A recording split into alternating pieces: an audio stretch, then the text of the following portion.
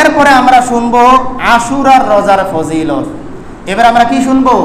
আশুরার রোজার ফজিলত। আমরা অনেকেই প্রশ্ন করি যে হুজুর, পবিত্র মুহররম মাস শুরু হয়েছে, এই মুহররম মাসের আশুরার দিনে আমাদের করণীয় আমল কি? আমরা আসলে আশুরার দিনে আমরা কি করব? এই আশুরার রোজার ফজিলত থেকে আমরা বুঝতে পারবো যে আশুরার দিনে আমাদের করণীয় আমলটা কি।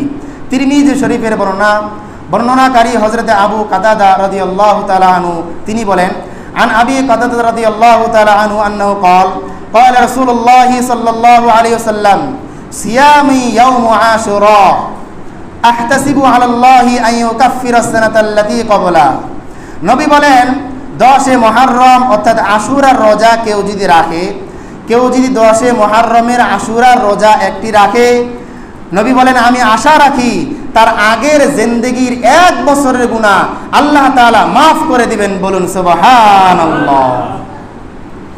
আমরা পবিত্র জিলহজ মাসের আরাফাতের রোজার ফজিলত শুনেছি।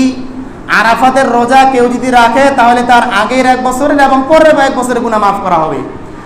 আর আশুরার রোজা কেউ যদি রাখে তাহলে আল্লাহ তাআলা তার জিন্দেগির আগের 1 বছরের গুনাহ আল্লাহ তাআলা মাফ করে দিবেন। বলুন সুবহানাল্লাহ। হযরত আব্দুল্লাহ ইবনে আব্বাস রাদিয়াল্লাহু তাআলা আনহু বলেন যে আশুরার যে রোজাটা, আশুরার রোজার চাইতে গুরুত্ব দিতে আমি রাসূলুল্লাহকে অন্য কোনো রোজার ব্যাপারে আমি দেখিনি।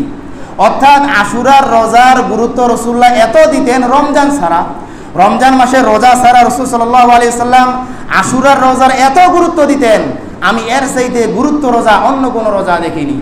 তাহলে এখন এই বিষয়টা আমাদের কাছে ক্লিয়ার হইল যে পবিত্র মুহররম মাসের 10 তারিখের রোজাটা আমাদের কাছে কত বড় গুরুত্বপূর্ণ এবং আশুরার দিনে আমাদের করণীয় আমলটা কি, এটা আমরা হাদিস থেকে স্পষ্টতা পাইলাম।